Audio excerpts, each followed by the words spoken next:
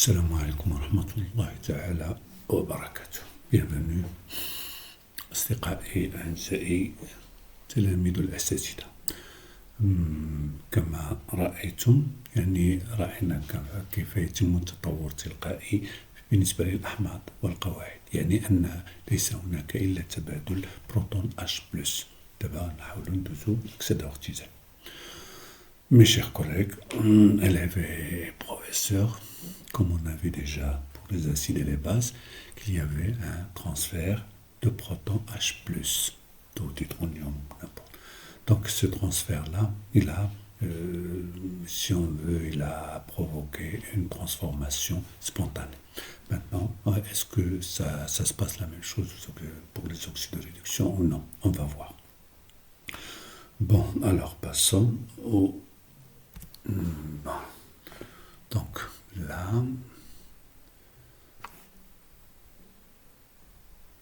voilà, donc comme vous avez vu, on a déjà expliqué, donc on a trouvé le critère d'évolution spontanée, c'est-à-dire lorsque QRI est inférieur à K, c'est dans le sens direct qu'on a déjà choisi, et l'autre de ces QRI supérieur à K, c'est dans l'autre sens. S'il y a égalité, donc il n'y a pas de transformation. Voilà. Alors, maintenant, passons aux oxydoréductions. Donc, j'ai déjà fait un petit exercice. Bon, maintenant, l'oxydoréduction, qu'est-ce que j'ai? Donc là, l'évolution spontanée. Évolution spontanée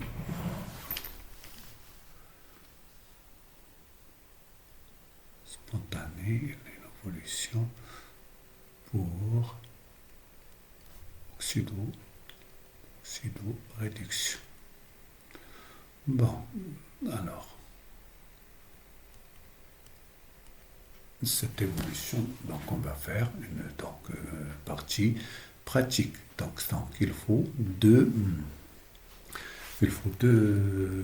couples, sinon on ne peut rien faire, comme vous avez vu pour les acides et les bases. Donc je vais prendre Cu2+, c'est en solution, c'est normal, aqueux, et Cu solide. D'accord? Et je vais prendre encore le deuxième, Zn2+ aqueux dans une solution et Zn qui est solide. D'accord? Donc là, je vais vous mettre les deux équations. Donc, Cu2+ plus 2 électrons, ça va me donner un Cu solide, c'est normal, ça c'est aqueux. Et si vous voulez, donc c'est Zn, c'est l'autre, il faut changer, Zn solide, ça va me donner une oxydation, Zn2+, aqueux, plus 2 électrons, d'accord? Plus des électrons. Donc vous voyez, donc on pourra avoir une équation. Donc moi ce qui m'intéresse, c'est ça. Je vais prendre un verre. Voilà. Je vais mettre deux lames. La lame, par exemple, là.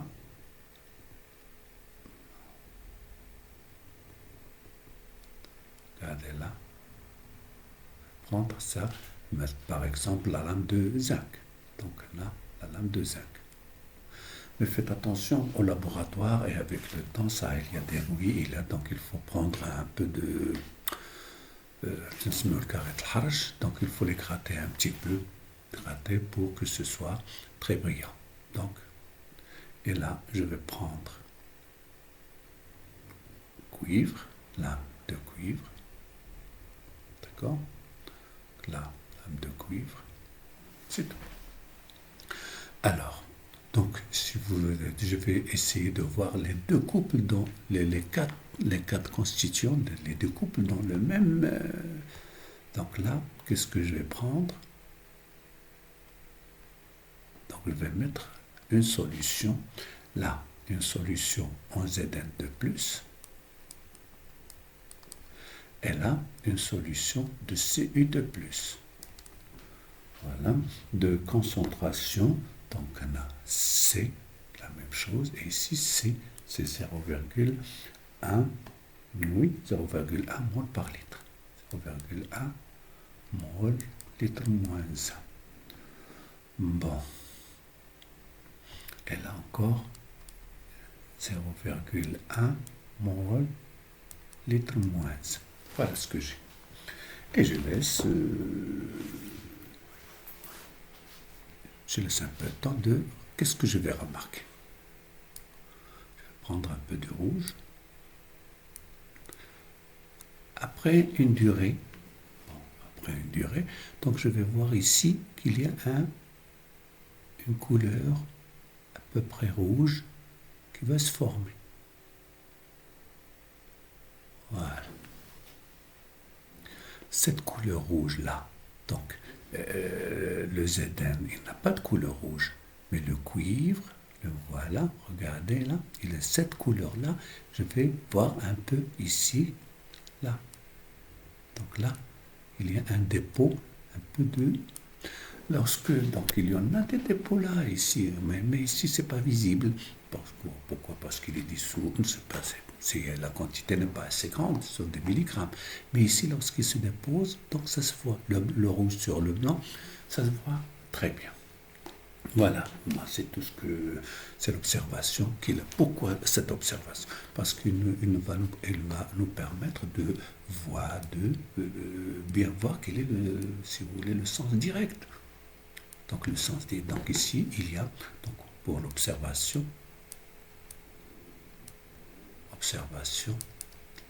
qui est essentielle, c'est ici dépôt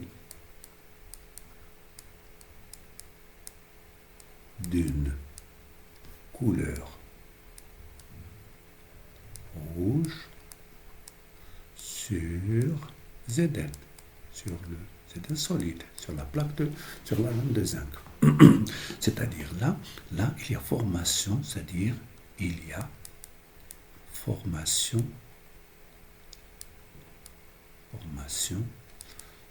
de Cu solide. Voilà. Donc automatiquement, pour le couple Cu2 plus Cu, donc c'est quoi la demi? Qu'est-ce qu'il va? Donc il y aura, voilà, regardez, Cu solide, donc c'est Cu2 plus Aq plus 2 électrons, c'est-à-dire ça va me donner, donc c'est dans ce sens. Ça, c'est une réduction.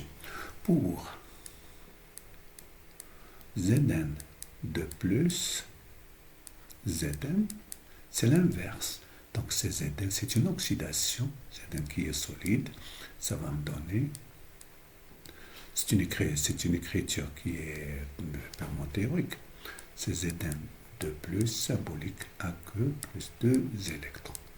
Alors, la réaction, c'est quoi? La réaction, ce sera Cu2 plus Aq plus Zn solide, ça va me donner, voilà, c'est le sens 1, et là, le sens 2. Donc, Zn de plus Aq plus Cu solide. D'accord? C'est le sens qu'on a, c'est direct. Là, ce qu'on appelle direct, et là, inverse ou indirect. Voilà. Alors, vous voyez, voilà, donc j'ai déterminé, donc pratiquement ça me dit 1, mais il faut appliquer le critère d'évolution. Donc, ça c'est l'équation, donc là, je vais voir je calcule le quotient de réaction. Quotient RI. Donc faites attention que RI ne concerne que ce qui est aqueux. Bon, donc ce qui est aqueux, ce n'est que Cu2+ et Zn2+. Faites attention. Donc égal Zn2+, I sur Cu2 plus initial. Donc, puisque c'est C sur C qui est égal à 1, donc est égal à QRI. Voilà. Alors, pour cette transformation,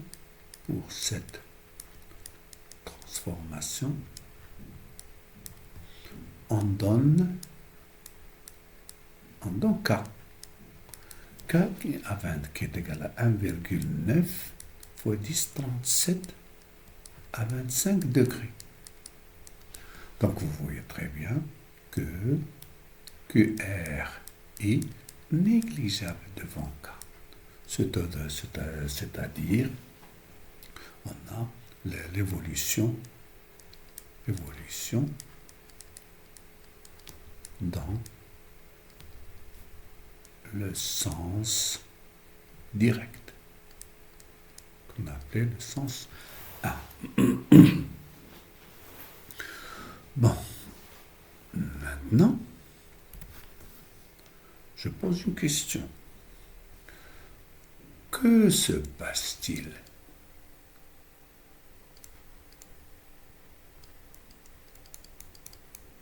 Que se passe-t-il ?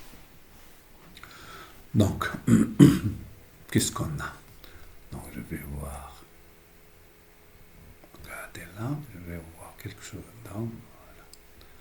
Qu'est-ce que j'ai ? J'ai la plaque de zinc. D'accord ? Et j'ai la plaque de cuivre. Là, par exemple, Zn, le cuivre. Donc, qu'est-ce qu'on a dit ? Donc, l'équation, qu'est-ce qu'elle dit ? Il y a le Zn qui va réagir, c'est-à-dire ce Zn qui est solide.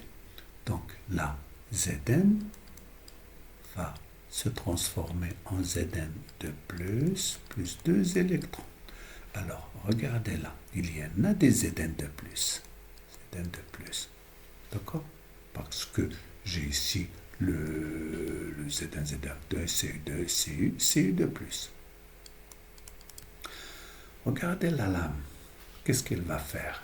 Donc, elle va donner des électrons. Regardez là, des électrons. Là, des électrons. Il y a production d'électrons au niveau de le Zn. Il va, donc les électrons peuvent passer dans la solution. D'accord ? Donc, faites attention. Donc, ces électrons, que va-t-il se passer ? Donc, ce sont les Cu2+, qui va venir tout près là, et elle va attraper. Donc, il va gagner ou prendre 2 électrons, et elle va se transformer en Cu. D'accord ? Cu, et ce Cu, il se dépose ici. D'accord ? Donc, pour Cu, donc Cu2+, donc vous voyez très bien, il se transforme en Cu plus 2 électrons. C'est ça. Donc, automatiquement, donc Cu2+, donc regardez là. Pour Cu2+, il diminue. Voilà. Et Cu, elle augmente. Pour Zn, il se transforme en Zn2+, donc il diminue. Pour Zn2+, ici, donc il va augmenter. D'accord ? Donc faites attention, puisque là, c'est un zinc, donc le zinc, il perd des électrons. Voilà les électrons. Et les électrons qui va les prendre, Cu2+. C'est-à-dire, qu'est-ce qui se passe ? Ici, Zn produit des électrons par réduction, par oxydation, d'accord ? Par oxydation, perte d'électrons, par oxydation, est là, qui va les prendre. Zn de plus capte ces électrons par réduction. C'est-à-dire, il y a transfert,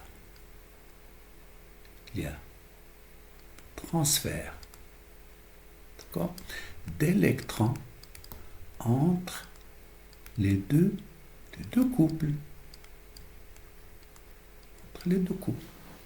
D'accord? Il y a transfert des deux couples, c'est-à-dire le Zn, le Zn du couple 1 avec c'est-à-dire le réducteur d'un couple 1 avec l'oxydant du deuxième couple. Et ça est le transfert d'électrons et ce transfert est, regardez là, tout se passe ici, c'est direct. Ce transfert se fait directement entre les deux couples. C'est pour ça qu'on l'appelle transfert d'électrons direct. Voilà. On l'appelle un transfert direct. Donc, automatiquement, il y a là, si vous remarquez très bien, il y en a ici des tas de petits trucs donc, je vais essayer d'élargir le truc et voir le nouveau. C'est-à-dire, le tableau d'avancement. Regardez, tableau d'avancement. Pourquoi je dis de la table? C'est parce qu'il y a un peu quelque chose de nouveau. Donc, j'ai dans là, c'était Cu2+, regardez, Cu2+, plus Zn solide, ça me donne Cu plus Zn de plus. D'accord? Donc, à t égale à 0, c'est-à-dire l'état initial. C'est ça le problème. L'état initial, qu'est-ce que vous avez? Vous avez N0 de Cu de plus. On a N0 de Zn. Mais là, c'est pas 0. Attention, c'est N0 de Cu et N0 de Zn de plus. Faites attention à ça. Ça aide, on va ajouter quelque chose d'autre. Bon, je vais voir un petit exercice pour, donc là, qu'est-ce qu'on a? On va voir. Donc on a expliqué ici, fait attention, on a expliqué ici seulement, donc sans prendre profit de ce problème-là. D'accord? Donc, on a vu l'essence d'évolution, etc. Donc, il n'y a pas de problème. Maintenant, est-il possible de prendre profit de ces électrons? Est-il possible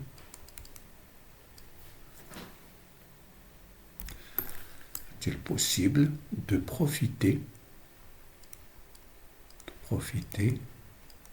de cette production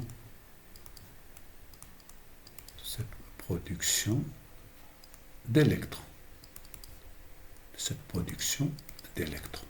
Vous voyez très bien, lorsque des électrons circulent, c'est comme un courant électrique. C'est-à-dire que je peux avoir de l'énergie électrique. Faites attention, d'accord? Bon, alors maintenant, c'est introduction pour les piles.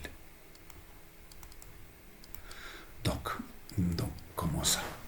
Au lieu de mettre un seul un seul vase, je vais mettre 2.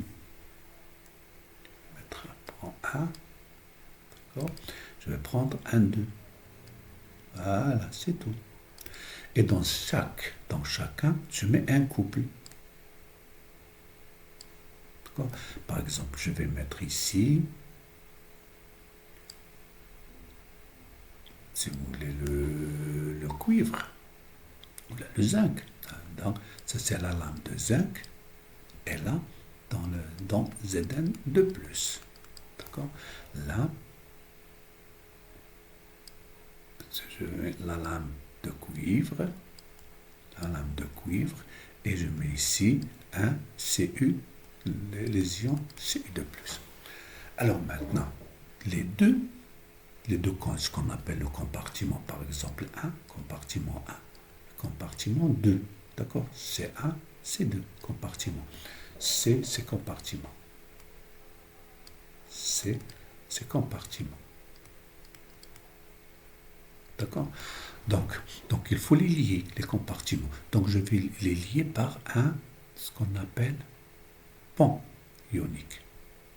Ou bien, je mets un tube de cette façon et il y a de la gélatine ionique. Ou bien, je prends le papier buvard, c'est-à-dire Kleenex ou n'importe, et je vais l'imbiber avec une solution, par exemple KCl ou les solutions ioniques. Donc, parmi les solutions ioniques,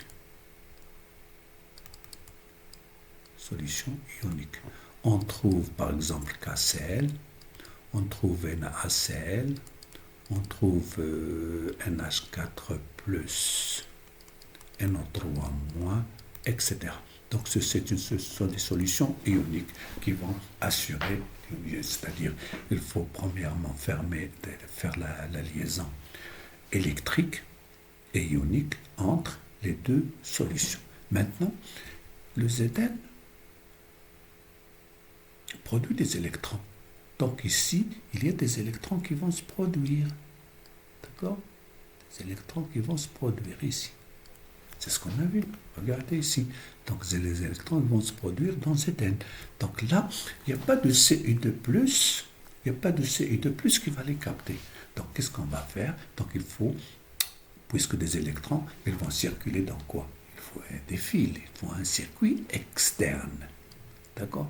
Donc, dans le circuit externe, là, je file, je mets un ampèremètre, là, un ampèremètre, et une résistance. D'accord? Et je ferme. D'accord? Donc là, c'est le moins, c'est le comme, et là, c'est le plus. Donc, qu'est-ce que je remarque? Donc, ce qu'on va remarquer, qu'il y a les électrons qui sont là, ils vont sortir d'ici. Ils vont passer par là. Ce sont les électrons. Faites attention, ils vont entrer par là. Donc, les électrons, ils vont venir ici. D'accord? Et là, j'ai un Cu2+. Donc, un Cu2+, qui va capter les deux électrons, il va donner un Cu qui va se déposer sur la même lame maintenant. D'accord? Sur la même lame. Ce qui donne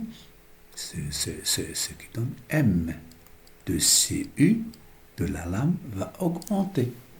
Par contre là, lorsque le zinc donne des électrons, donc il se transforme en Zn2+. D'accord? Donc vous voyez très bien que la masse de Zn, elle doit diminuer. Par contre, la concentration de Cu2+, ici, elle augmente. Regardez, donc de Zn2+, elle augmente parce qu'il y en a des ions. Par contre, ici, les ions Cu2+, diminuent. Donc, faites attention. Donc, ce sont les points faibles de cette leçon. Ce sont ces calculs-là. C'est cette masse et ces concentrations. Donc, automatiquement, là, lorsque les électrons ils passent par là, donc c'est le courant qui va passer par I pendant un certain temps, delta T. Donc, quelle est la quantité d'électricité qui va circuler ici? Je pense que c'est clair. D'accord? Donc, ça, c'est qualitativement en général. Donc, je vais essayer de passer quantitativement. D'accord? Alors, merci.